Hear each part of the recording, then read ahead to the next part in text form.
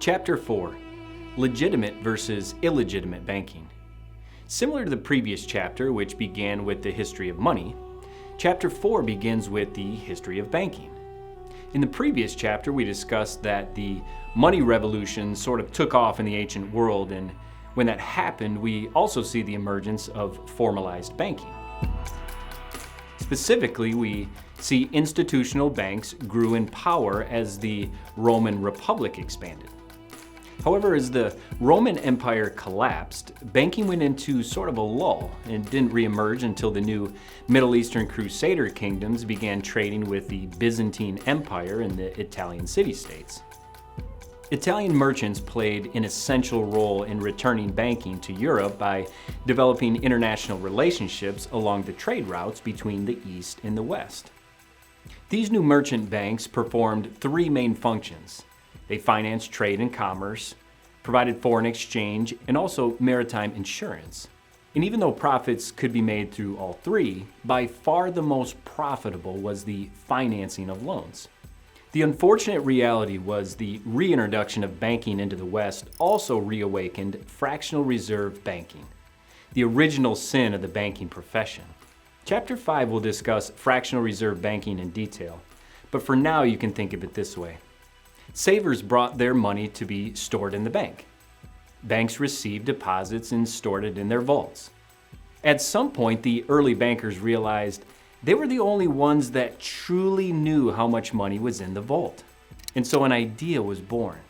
As some came looking to borrow money, the bankers thought, what if we were to loan a banknote or a metaphysical symbol of the money instead of the actual physical precious metal coins that were in the vault?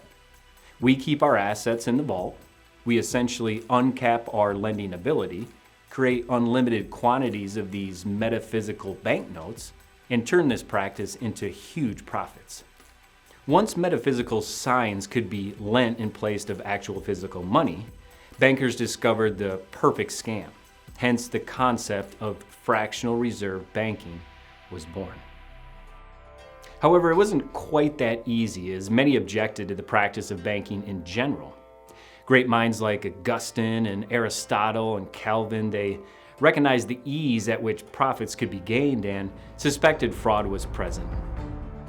Religious institutions and leaders also objected, and even the Catholic Church concluded that earning interest on any loan was sinful. Woodward details that the early nature of banking led to some confusion on what should be deemed legitimate and illegitimate. He explains that historically and even today, as definitions for words like free market and interest income, usury, capitalism, as they are confused and misdefined, it actually breeds an environment for the financial matrix to exist, as fraud thrives under the confusion between perception and reality.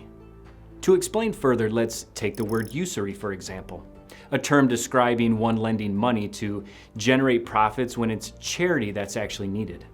Usury describes a lender preying on the vulnerability of an individual seeking a loan with little or no other option, charging an absorbent amount of interest in an unethical way. However, it's clear that not all lending can be lumped into this category. The noted theologian Walter Kaiser captured the key difference between usury and honest interest when he wrote, quote, "The fact that interest was approved for ventures that did not try to circumvent one's obligation to the poor is reinforced by Jesus' allusion and apparent approval of taking interest on commercial loans in Luke 19:23 and Matthew 25:27. Here, Jesus states, 'You should have put money on deposit with the bankers so that when I returned, I would have received it back with interest.'" Yet despite the clear difference, Woodward explains the anti-usury movement gained momentum throughout the Middle Ages and reached its peak in 1311 when Pope Clement V made the ban on usury absolute in declaring all secular law in favor of usury to be null and void. However, in reality, much of the resistance against usury was actually resistance against fractional reserve banking, but due to the uncertainty and definitions, it was difficult to pinpoint the difference between legitimate and illegitimate banking. So for lack of better terms, they sort of overcorrected and threw the treasure out with the trash.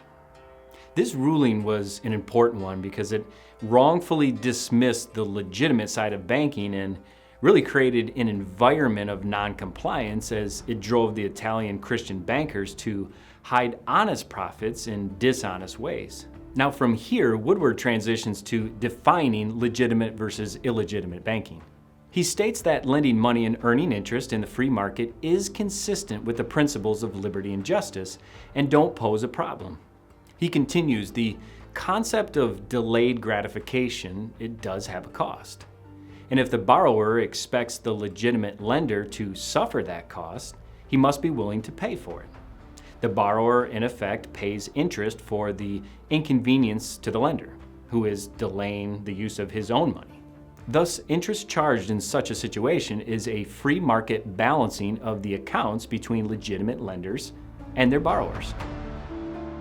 This brings us to the illegitimate side of banking, which he defines as lending at compound interest beyond 50 years. Now, most of us think of compound interest as a good thing, as we use it to build wealth over time. And while that's true, the reality is when compound interest is in the wrong hands and applied in the context of the financial matrix, it becomes crippling, to say the least. He notes economist William Getzmann's study of clay tablets of the ancient world. Getzmann concludes the most likely origin of compounding calculations involved the birthright of cattle. Woodward highlights the real-life factors that come into play with the cattle's birthright. Factors like premature death, disease, disaster, and predators, just to name a few. In other words, in the mathematical world, we don't see these same natural limiting factors. So in the metaphysical world, compound interest lacks a sort of check and balance that's necessary to protect the borrower. And this is exactly why compounding interest reaches almost unrealistic numbers. To illustrate the power of compound interest, Woodward creatively brings us back to biblical times. He explains that if 1 penny was given as a gift to Mary at the birth of Jesus, at just 5% interest into a no-fee investment, the 2024 dollar value of the original penny is now over 77,000 trillion. Difficult to comprehend.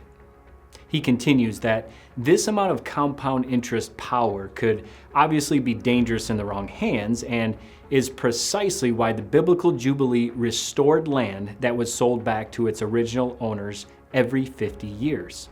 This limited the ability of compound interest to reach astronomical levels. Consider that America last paid off its debt in Andrew Jackson's administration in the 1840s. And so have paid compound interest on a growing national debt for over 180 years. The simple versus compound interest illustration displays the danger in a debt that's serviced this long. The difference we see here is why America pays over 3/4 of its IRS revenues just to service the national debt.